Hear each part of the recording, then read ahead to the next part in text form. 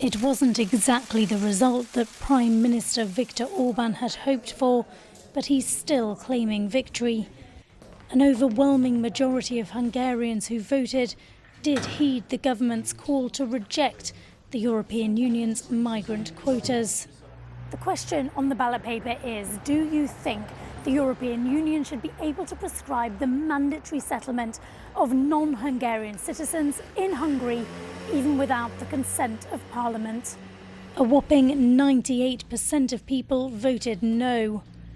It seems most voters agreed with their Prime Minister that the EU's plan was a threat to Europe's security. Why is it bad for Europe? Don't you watch the news or follow the events that have happened? It's not only people who need help that are coming to Europe. But turnout was low. More than half of Hungary's electorate stayed away from the polls, rendering the process constitutionally null and void. Opposition and civic groups had called on people to boycott the referendum or to cast an invalid vote in protest to show solidarity with migrants and refugees.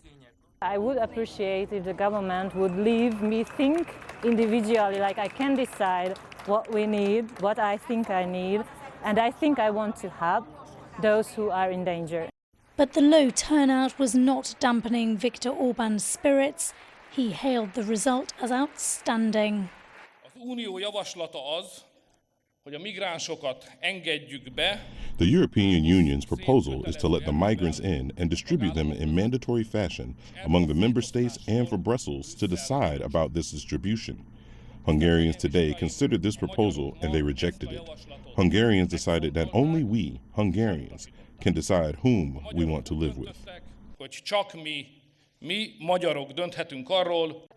The negative spirit of Hungary's referendum could yet spell the end for the EU's migrant relocation plan. But European leaders do still need to find a solution to the refugee crisis. And with deep divisions among member states, that's not going to be easy. Kate Parkinson, CCTV, Budapest.